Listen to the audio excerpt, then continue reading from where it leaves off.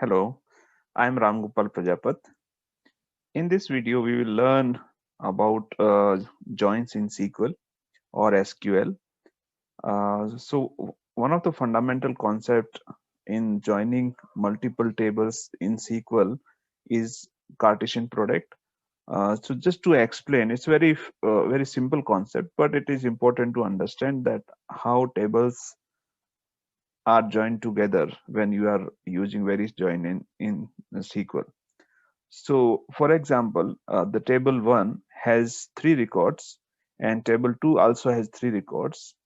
When you are joining without any condition, what will happen is each row of table 1 will be linked to each of the rows in table 2 and and so forth. So output resultant will be if table 1 has 3 records, table 2 has 3 records, so in total there will be 9 records. So all combinations will be considered in the result set, and that's how the output result set will be created. Once you apply filter condition, it will further, the rows will be filtered based on that condition. Okay, so that's one important concept you need to know, that by default, by design, SQL tables when are joined, they are based on the Cartesian product concept. Now next one, what we will try to learn is, uh, there are 4 basic joins in MySQL. So we will try to learn those joins, how those joins works and what are the syntax for those joins. First, we need to understand, and we need to possibly know the tables which we are joining. So let's say one of the tables we have is customers, that has 4 columns, and that has 5 records, and those records belong to customer IDs. The various customer IDs are given here, and table B has products, um, and that again those products belong to customers. So there are you know roughly around eight different customers who are holding one or multiple of products, and column names are credit card and saving. Now we want to join these two tables, and what are the different ways you can join tables, what are the different scenario might exist, and we will explore those scenarios.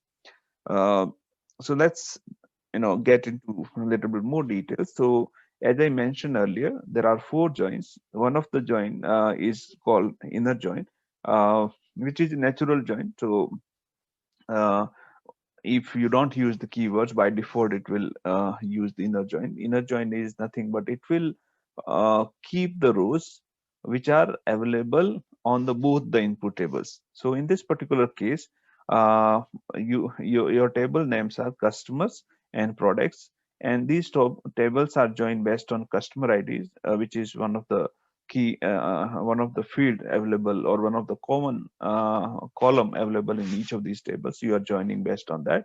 So all customer ID which will be presented in both the tables will be given as a output, and we will see the scenario as well.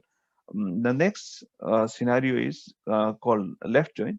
So in some of the cases, what you might be interested to keep is, you want to keep all the customer IDs, or which are present in table customers. So you are so that is, if you look at the syntax, select a star, so that means you are selecting all columns from customer. So you want to keep all columns from customer table, and that has been given alias as A. Then your join, what you are saying is left join, and then the second table, which is products, and alias is B, and again you are joining based on customer IDs. Now in this particular example, you wanted to keep all the customer ID which are available in table customers, and hence you are using left join. So in this particular sequence of table, customers tables comes left of the products, and hence it gives the name of left join. What if you want to keep the all the customer ID which are available in products table. So in this particular case, what you need to do is you just need to change from left keyword to right keyword, so that becomes right join. So it will keep all the customer IDs which are available in products table. Now, the fourth scenario is you may want to consider keep all the customer ID available in any of these two tables. So either even if customers available only in customer table, still you want to keep it, or if customer ID is available only in product tables, you want to keep it, right? So in that particular case, what you will be using, you will be using full outer join.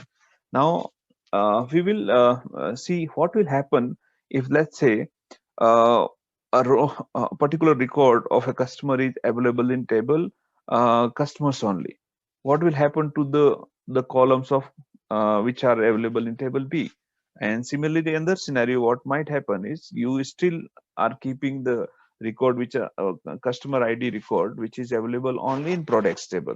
What will happen for those columns which are linked to the customers table, right? Those values for corresponding customer ID will be kept as a null value. So we will see with example in MySQL Workbench. Now we have opened MySQL Workbench and we will practice different joins in MySQL. First of all, we need to create tables and then load data into those tables before we can practice some of the joins. So we already have one database schema called retail. What we need to do is we need to create table in that schema. So we are creating two tables. One table name is customers and other table name is products. In customer table, we are creating 4 columns. So customer ID, age, gender, and years with. Then there are of course some detail related to what's the type of this column, etc., which we at the moment aren't interested to detail.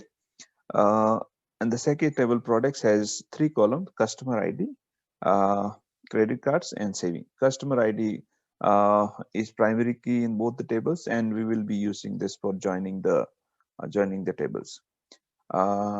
Let me run the code. So I need to select the code and run. These two tables are created. If you refresh the schema, these two tables are created. If you open the table, of course, it will be empty table, right? So there is no data. What we need to do, I have two files, two CSV file. I will load those the CSV file into these tables. So customer table, I need to select, and then there is option called data import wizard. So I need to select the tables, and if you can browse if it is location is not correct. So customer CSV file is selected. I will say open. I will click. So now look, it is use existing table to load data. Yes. And so that is what we wanted. Now you can double check all the source column and destination column, whether they are aligned or whether they are correctly mapping. In this particular case, it is all good. So which is nice. If you click next, and click on next, it has imported 6 records. Then we click on finish. Now if you want to see the table, again right click, select for few rows. So it has four columns as we wanted, and customer IDs are from 10001 to 10006. So 1 to 6, those 6 records are there. Now what we need to do is we will repeat the process for loading products data. So I will again use table import wizard. I will go and select or browse the file, right file, and select products. I need to click next. Again, we can validate here. It is all looking fine. Next. Again, it has imported 6 records. I will say finish. If I select all rows. Now here,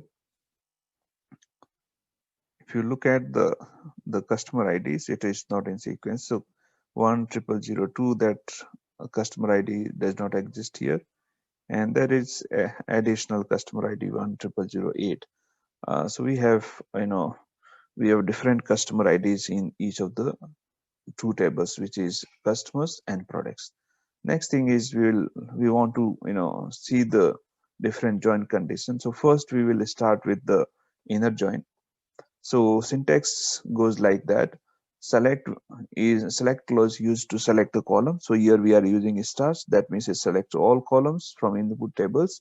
Then we need to give the name of tables. So we will use from clause from table name customers. Then I'm using alias as a, and inner join is my join type, and next table is products, and I'm giving alias as 2. Then I'm joining these two tables based on customer ID. So I need to use on clause, where I'm saying that alias from alias A, which is nothing but customers table, I'm using customer ID, and I'm using customer ID from alias B, which is nothing but my products table. If I select and run, so you will find that it has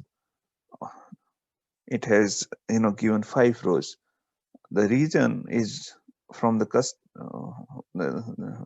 let's see, if you customer ID 1001 sorry, customer ID 10002, that was in the customers table, but it was not in products table, and hence that was not selected, because it is selecting only customer ID which are present in both the tables.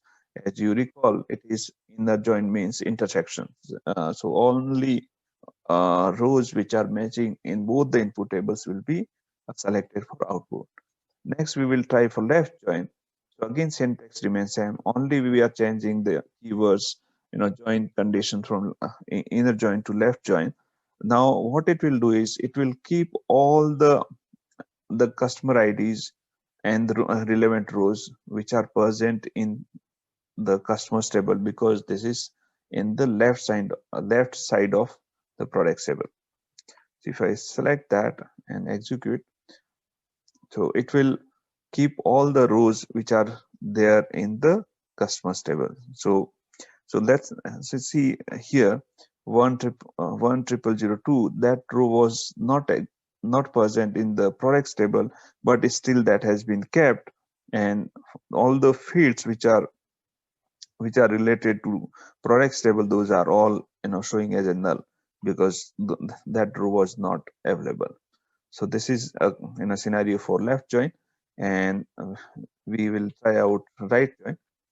So in some cases, let's say if you want to keep all the rows which are present in the left side of table, or in this particular sequence, we wanted to keep all the rows which are present in products table, right? So then what we need to do is we are just using right join. That means it is keeping all the customer ID rows corresponding to products table.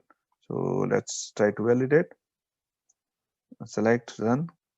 Now you will notice here it has of course not kept 10002, because that was only present in the table customers, but it has brought in additional row which is related to customer ID 10008, which is not available in the customers table, but that has been kept because that was present in the products table, which is right of customer table.